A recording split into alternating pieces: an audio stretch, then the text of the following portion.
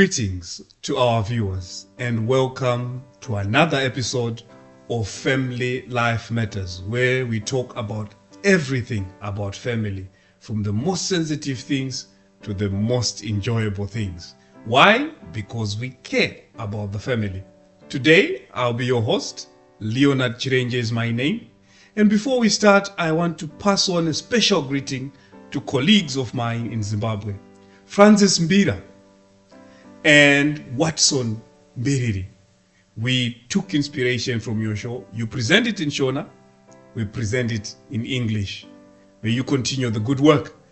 Today we have a very, very important topic that we are going to cover over family life. Something that affects many families and that has the capacity to destroy an institution which is very, very important for each and every society. Before we start, I want my colleagues to our panel to introduce themselves, starting to my immediate left, to my far left, so that we know who we are dealing with before we talk about the main topic. It's a pleasure being here once again, Chirenje. My name is Solomon Serunjogi. As usual, I'm passionate about all things family, and I'm here to contribute yet again to this interesting topic. Thank you, Solomon. Hi, dear viewers. My name is Pete Mwanza, and I'm really privileged and glad to be part of Family Life Matters today. I am married to one wife and have two beautiful girls, Mumba and Mwape. They are now in their teenage years, and I'm looking really forward to contribute on this interesting topic. Thank you. Thank you, Peter. Leonard. Greetings, our viewers and listeners. My name is Leonard Ndovu. I'm a family man, married to one wife, and I'm glad to be here. Thank you. My namesake. And last but not least, the lily among the thorns, Sister Kate. Good evening, greetings, dear viewers. I'm very happy to be here as well, to be a part of this panel. I'm by name's Katie Rose Muiza. I'm a family woman as well, a mother to 4 children, and I'm very happy to contribute to this very important topic that we're going to discuss today. All right, thank you. Now, on to the dish at hand. There's an animal that we have to deal with, a creature that affects relationships. And we have to tackle with the panelists this creature. And this creature is known to cause a lot of problems. And if we let it go along, this creature, wow, relationships and families will be destroyed. And this creature for today's episode is called infidelity. We are going to be dealing with infidelity in relationships. Peter, what is infidelity? So thank you very much, Leonard, for the question. Really, really important question here. So a very high level definition of infidelity is unfaithfulness to a moral obligation. That's the simplest definition you can come up with. Unfaithfulness to a moral obligation. Now, if we try to zero in onto what we're going to talk about, Leonard, today, from a family life perspective, right? You'd be looking at unfaithfulness, in a marriage setting from an emotional standpoint, a sexual standpoint, and so on and so forth. So the two key areas here is the sexual aspect and the emotional aspect. But actually, infidelity goes even deeper. Cheating. Simply cheating is a form of infidelity, And I'm sure we're going to delve in with my colleagues here on the various aspects. So, for example, sexting. That's a form of infidelity, sexting outside a relationship, and we may define what sexting is, right? Flirting is a form of infidelity. So I'm really excited about what we have at hand, but really, at a very high level, it's unfaithfulness to a moral obligation. Thank you. Unfaithfulness to a moral obligation. And Peter has started off our discussion in a very interesting side. So maybe we'll ask Solomon, can you tell us, can you shed more light on the types of infidelity? Thank you, Leonard, and thank you, Pete, for this very enlightening introduction. Can you just permit me to, shed a little bit light or a little bit more on the definition? Then I'll go into that. On top of all this, we have two people that agreed to live together, man and woman, and different societies agree to this definition of marriage. Then we break. There is some kind of breakage of this contractual. It's a contract, right? It's a type of contract. You break it, and then we have these different types of infidelity. So these are the things that I'm going to discuss that could, it's evidence. You cannot break something if there is no contract. So first there is a contract that has been broken. Now, in what ways can this be manifested? That's the cause. The different types of infidelity. Physical. Pete mentioned some of those ones. Physical, engaging in sexual behavior, which would call sexual immorality, if you like. Abusing the relationship that you had physically by engaging in, sexual or kissing, romantic kind of things, engagements with another party. That is one of them. Secondly, it could be in the form of emotional cyber kind of emotional infidelity. What I mean is taking advantage of the social media that we have today. In other words, if there was no social media, the statistics of infidelity will be a little bit lower. Just because of social media, we have this. Then we also have other forms like they call micro-cheating. Brief engagements with a party. They're not really long-term, continuous engagements in these physical things, but you briefly engage in statements that indicate this infidelity. So these are some of the, classifications of infidelity. So you are saying that because of the wonders of social networking, WhatsApp, it's now easier for people to be engaging in infidelity and being dishonorable in their relationships. One more thing, financial fidelity. I had really forgotten that one. As long as you're not forthcoming with everything, you're not transparent, and you have financial suppression of information for purposes of using that, to enjoy life emotionally or intimately with someone else, that is also infidelity. Now, this animal, we have listed some of the types of this animal called infidelity, but we are still on the surface, isn't it? Leonard, what are the causes of infidelity? Let me delve in. There are many actually, but let me give this statement first to our viewers to say it is important to remember that infidelity is a choice, not a necessity. And blaming it on the relationship circumstances is just a betrayal. Addressing the root causes is what is important, and I will just dwell on some of the causes here. I will categorize them into 5 divisions. Okay, the first one is the individual factors. There is also what we call relational factors. Then there are external factors. Then there are also cultural factors. Then there are some underlying psychological factors. Okay, I'll go to the first one, which is individual factors. Unmet emotional needs. One partner may feel unappreciated, unloved, and also emotionally neglected. Okay, that's one of the individual factors. Then the other individual factor is lack of self-control. Some people just don't have self-control. Poor impulse, on judgment. They will just see something, whether it's a gentleman seeing a lady or a lady seeing a gentleman, and just feel like I can do something with this. It's just by impulse, lack of self-control. Then, without no time, then you will give excuses. No, it was a party, we're excited, and these things just happen. That's lack of self-control.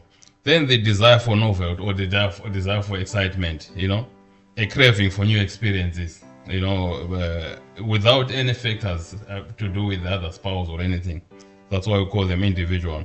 So attention, or they have the feel to be thrilled or to push, towards something new.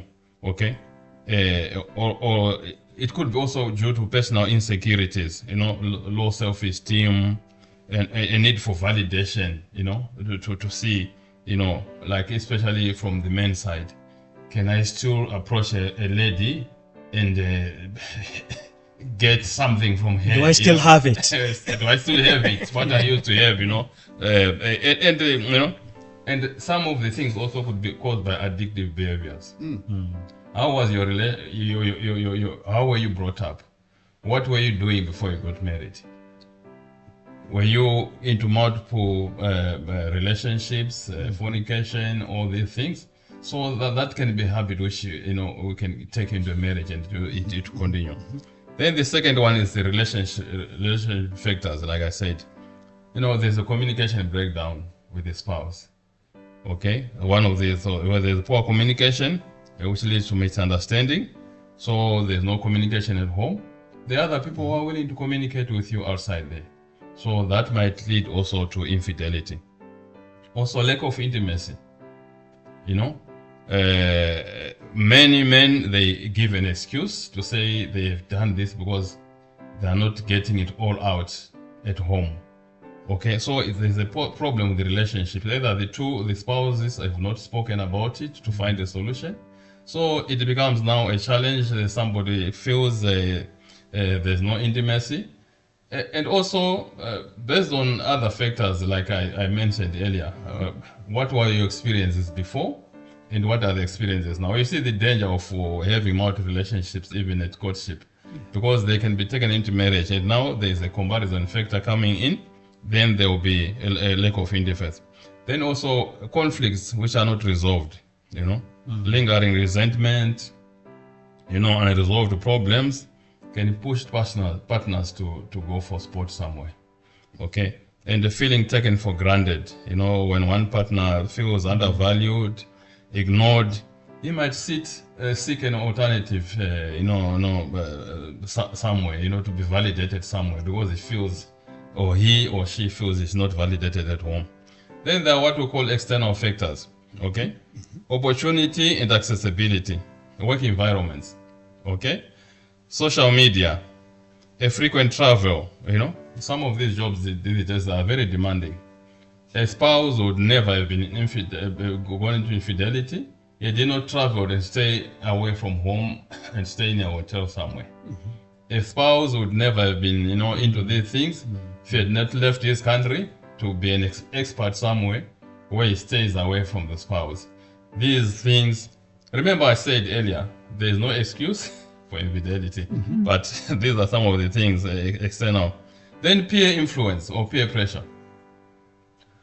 I know of a lady who worked in the bank before, and all of her peers would say, you don't have a boyfriend or you don't have a girlfriend? Or don't say my husband in front of us, say our husband. Meaning to say, you don't have monopoly over your husband.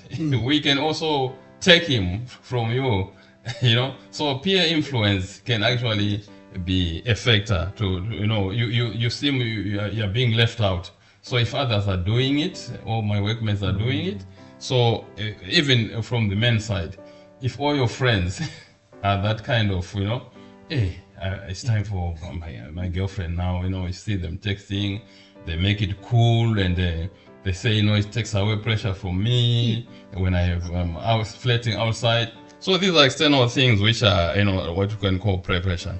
And then stress and, in life transactions. Some people, when they are stressed,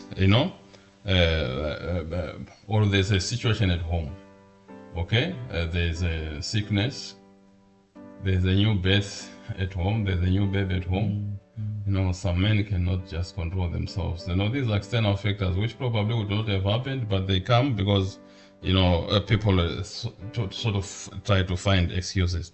Then there are also what we call cultural or societal factors. some societies, in some contexts, what is tolerated can be different. People can do it using the word culture, okay? Or, some cultures, when they look at other societies, they say this culture is so downcast. If I go and flirt around with a person in that society, it's permissible. Because they are of a low caste, they are not, they are not worthy. So even if I go and flirt around with any one of them, it's not counted as something serious. So it's a societal belief, kind of, which make people do other things which they would normally not do in their own society or from their own people, so to say. So some people go to other people which are not from like them, just to do it because it's a cultural belief. Then the last one is underlining psychological issues. Post-trauma. Some people have grown where there was child neglect or unresolved personal trauma that can impact attachment to relationship choices. So they cannot wait on one relationship. They keep wanting to see new things. And also some fear of aging. People kept referring to me and say, "You're an old man, you're now useless." So to validate myself, You show them. I want to. you want to show that Leonard has given us everything on You the want- causes. Yes, you yes. want to validate yourself. So it's psychological. Remember, there's nothing wrong, but you are just taking it from a perspective that you put yourself under pressure. That maybe there's something I need to prove myself. So it's a fear of aging or dissatisfaction, which can lead just to a validation issue. Then commitment issues. A partner may have difficulty fully committing to the relationship due to fears, doubts, or unresolved feelings. So those are things which, some of the things which I mentioned as the causes. Thank you for a comprehensive explanation, Leonard. Thank you. Katie, I'm actually coming to you. Can you just add one or two things on the causes only? Then we'll come back to you on the science after the break. Can you just share on one of the causes? Okay, thank you so much for the opportunity to share this. I have noticed as well that with infidelity, it comes in mostly because there are biological needs that are not met. So people who are in relationships, they have a biological need which is either sexual or emotional. So when these are not met in one way or the other, infidelity would come in. You'd find that someone in one way or the other is hiding the fact that they feel unsatisfied in their marital or bedroom affair. So in this issue, they fail to, go ahead and face it and talk about it or find resolution because of one reason or the other. So if they fail to come through and say that I am not happy or I'm not contented in one way in this very area, they'll find themselves easily attracted to a different person with the perception that they can get the satisfaction they need over there. So they'll be drawn into infidelity because they are looking for an emotional satisfaction. The grass is greener On the other on the side. other side. Leonard, just Yes. just one thing. I think really rich discussion going on here. I wanted, before you take us on break, I wanted to highlight something to our viewers. Actually, many people, many couples do not believe infidelity could affect them. They think this is something that can affect others but not them. But actually, statistics show that about 40% of all couples have experienced one form of infidelity and another. And actually, these statistics is on the rise because the number I'm quoting is like over 5 years old now.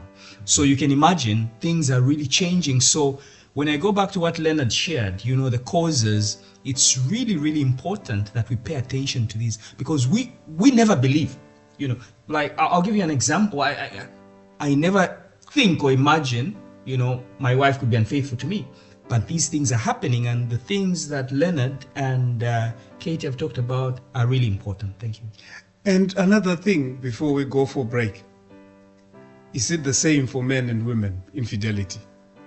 Is it women who look for pornography on WhatsApp in their groups? Is infidelity equal among partners? Before we go for the break, I want to remind you, please like, share and subscribe and comment to these videos so that you don't miss out. For now, we take a break.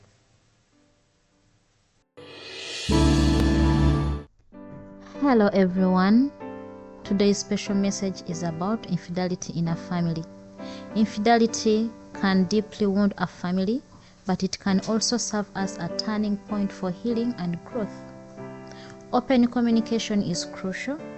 Address the pain honestly and compassionately. Seek support from trusted friends or professionals to navigate the complex emotions involved. Remember, rebuilding trust takes time, but with commitment and understanding, family can emerge stronger and more resilient, forging deeper connections through the journey of forgiveness and renewal. Let love lead, my dear. Thank you. Bye-bye. Welcome back to our viewers, and today we are tackling this creature called infidelity with my group of experts here. When we left, we were talking about the causes. Just to remind you, please remember to like, share and subscribe and comment so that we get to know your views and we get to understand what we are missing sometimes, and also to learn from you. Now, as we went for the break, I was coming to you, Katie, and the question I have for you, besides the causes, what are the signs of infidelity in a relationship or in a marriage? Yeah. Unfortunately but true, thank you for the opportunity for this question. Unfortunately but true, infidelity does happen in our day-to-day lives with the people that we relate with. So it should not come to us like a new thing or something that we should hide from. Okay. You can easily notice that your partner, you have this animal in your house. A creature. You have this creature in your house. If you see that there's a high level of secrecy from your partner, this person, you know each other, there's no something, you're not hiding this from your partner, there's nothing, you leave your phone there as an example. But in this case, you see that your partner is hiding or deleting, or it's like, oh, that is out of boundaries, you should not hold my phone, you should not. Secret service. Exactly. Then just know that you should smell a rat going on around there, because when you're in this relationship, you want to be as open to one another as much as you can be, right? Then you will as well notice that there is a very low interest, either emotionally or sexually, from your partner. If you see that this person does not want to come to you, as in to be to have the emotional attachment that you usually have as a married couple, just know there's something that I should try to fix. Okay, something so that normally they are talking to you, but now they are more reclusive, they are on their phone. Yes. And they are distant. Okay. More so if you see that they're spending more time on their screens, just know you need to come in. You need to find a quick solution to this. You need to know, really, is this creature in my house or it is not? Okay. All right. As well, you can notice that the connection is not there. Those moments that you have to sit down, communicate, talk about something, as you have either a juice or a cup of tea, whatever that you enjoy most. If you see that the things that you used to enjoy as a couple are no longer enjoyable, that the person is not there emotionally, Okay. that should be something that could raise for you a red flag. Thank you very much, Sister Katie. We have got three gentlemen here who are very interested to add. We'll start with Solomon, then we'll come to Leonard. I'm learning a lot. I'm learning a lot from Katie. But as she was speaking, I also noticed, I think you briefly mentioned it, if you have a sudden swing in attitude, sudden changes, because nobody wants to get married to someone they don't love. But when that diminishes, you have to really, for example, you were coming home, you had a regular 8 to 5 job, 8 to 4. Suddenly you're spending more time at work, coming back midnight, 10 o'clock, weekends, you're never there, all in the pretext of trying to provide.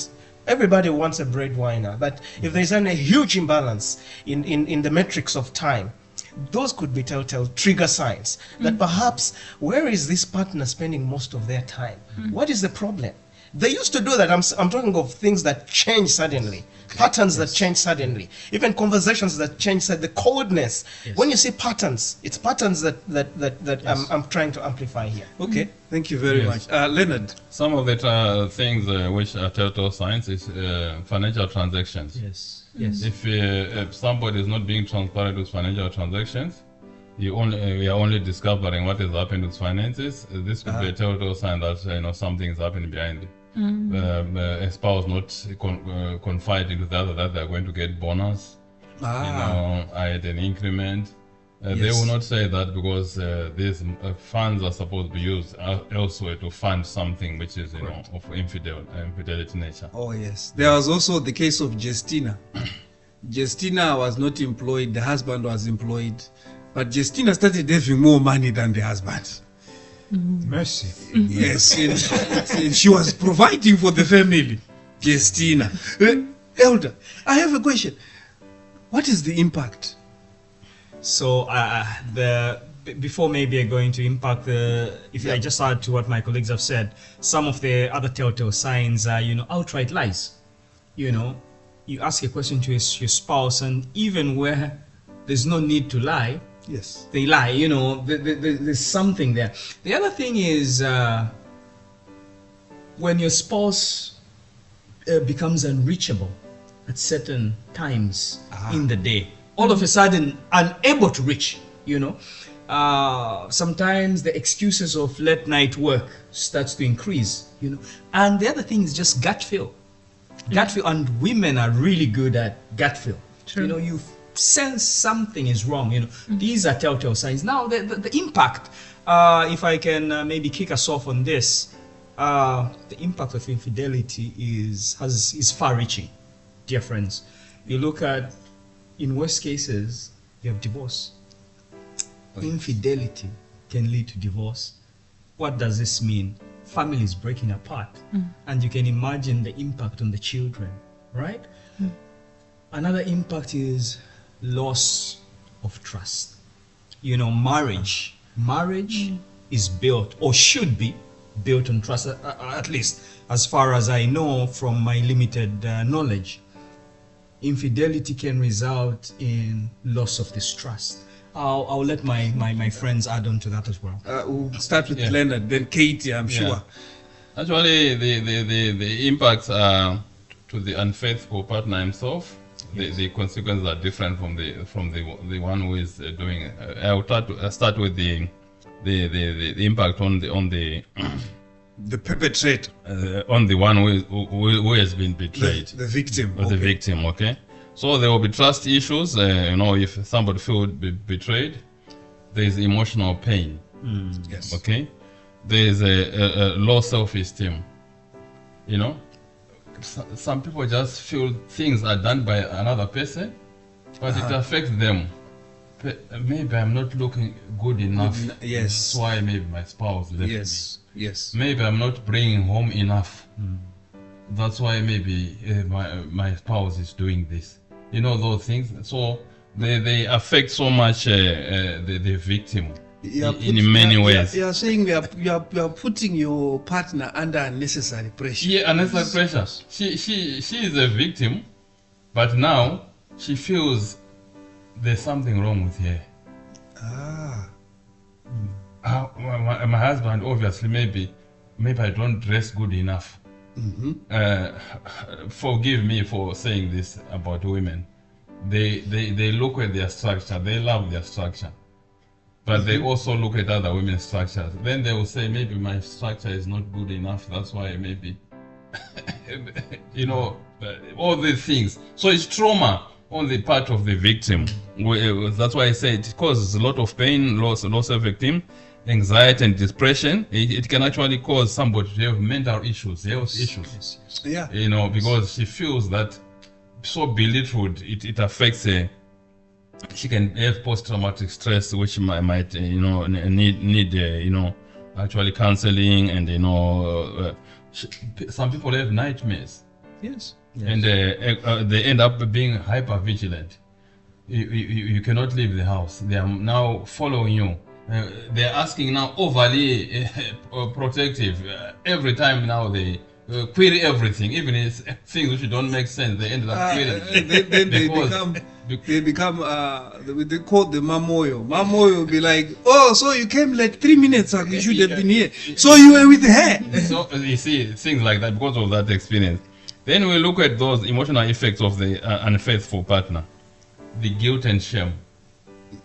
Yeah. Okay, that can sit with you.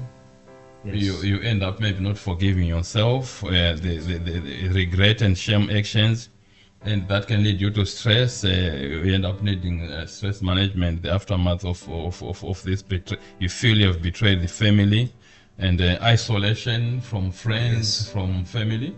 Imagine you're a group of friends, and your friends here notice that this is what you have done, or you are in a society which is closed. Hoping that the friends are good. Because some of the friends will be saying, don't worry. Yes. We'll take care of that. You've done well. But we're talking of a normal society where Yes. their norms are respected and are valued. There could be isolation, because you have done a shameful thing. Yeah. So you're bound to isolate it. So to live with that, also the perpetrator has all these things to go with. Yes. I'll leave other points for Sister Kate. Sister Kate. I would say that there could be many impacts to infidelity, but what I want to assure our viewers is that it can always be worked out.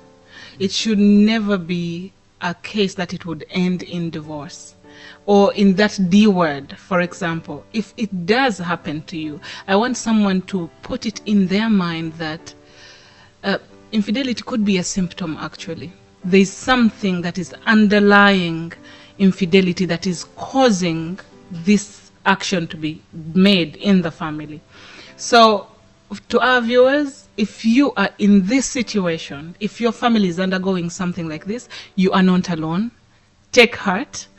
You can overcome this issue if you put your mind to it with your partner and work things out to come out better. Wow. Okay. Katie has just started on something. I just want to remind our viewers, remember to like, share, and subscribe, and always comment. Solomon, you wanted to say something. New door, please don't close the I'm not old closing, door I'm not of closing. impact. Let's go ahead. Yeah, so Close it for him. So basically, nothing new, but just to amplify a few things. One is the one-way traffic of emotional distraction. Like, there's something that permanently, a few episodes ago, we talked about mental health and all these things. People start to engage in new habits, like, drinking, excessive drinking, just going on a rampage of just even prostitution. Basically, because if you're not worthy, the thing that you looked up to has now gone. You're trying to get your own identity. And normally not in the positive sense, in a negative sense. Yes. And this is not happening because you're out of control. The brain has gone, remember the dopamine versus this thing? The brain has gone into this imbalance and you're desperately seeking for approval in the negative community. Yes. Drug abuse. Because of the emotional pain, you need drugs to suppress that emotional pain. And this is something that carries on for a long time. We know we've seen celebrities and people who want to aspire to big positions, but this thing is haunting them down all their lives. Something that happened 20 years ago, a case of infidelity that happened, but it's training down their careers. It can be a long-term distraction. Yeah, sometimes infidelity has got results. Remember, when you are engaging in sexual advances with another person, children can be born. Doesn't matter it's a child out of infidelity. The child is going to suffer because of your actions. Now, we go to the next stage, if you allow me, Solomon. Sure, no problem. Leonard. I just wanted to put some more pointers which I felt was important. I talked of the perpetrator and the victim, but also the factors like the marriage itself Yes. is affected. There's mistrust, there's increased conflict, there's loss of emotional intimacy. Those are caused, and the impact on the family and the children. Very important, because children may feel confused, insecure, or sometimes they may feel to blame themselves, for what is happening to their parents. Yes. Because they don't know exactly what the thing is. So there could be parental alienation. Okay. Yes. So also there are social consequences. Judgment. To be judged by friends, by the society. And there could also be financial consequences. Remember, infidelity can lead to divorce. And when you have divorce, you have legal fees, Yes. you have got division of assets, you've got child support, Yes. all these things. And there are also what we can call long-term effects. Yes. I think you have seen people whom, when you talk about just the normal thing about being family and love, they say, no, for me, I will never get married. Yeah. Yes. I will never got into a relationship. No, these are scars which have come as a result of the experience of infidelity Yes. in a marriage. So they feel it's not worth it, and they will never want to, the cynicism about love, both partners may develop a negative view of relationship or marriage. Thank you, Leonard. I have to cut you because Thank our you. time is moving. And we now need, because we have identified the animal, and this creature, we want now to tackle it and to ensure that we tame it and domesticate it for the family. Now, lady and gentlemen, tell me, how do we deal with infidelity? It has happened. It has happened. We don't want to think it doesn't happen. It has happened. How do we solve it? We'll start with Katie this time. Then we'll come to Peter, then Solomon. Yes. Yes. Okay, one of the most things I see as important to deal with once you have identified this situation is fix your attachments. I mean, if I found out that infidelity to me is a symptom, I want to find out really what was the cause. I might want to go into therapy to seek additional help, me and my partner. However, I want to see that all those gaps that were there, if there has been any gap, are fixed. If the person has not been there, they do not find me to be a person that satisfies them emotionally, I want to know how best. And being true and honest is also a very important thing that we have to tackle in this situation. If we want to work this thing out and not go to the D solution, which is divorce, we need to be honest. Let's be honest. Speak to me so that we can find a solution. How can I be better? How can you be better? That we move forward from this situation. So I would fix my attachments. I would see where I have failed. If it is not spending ample time with the partner, if being secretive, find the solution to this and then fix them, move ahead with them. Thank you, think that's Kate. true. Yeah, maybe just to add on to what Kate has said, Leonard, taking responsibility is another key factor. So Accepting. accepting that we have this situation. Now let me talk, my colleagues may talk about different aspects, but let me talk about the perpetrator, the offender, right? So if I am the offending party, I need to accept and take responsibility. And part of that, what does that mean? It has several aspects, right?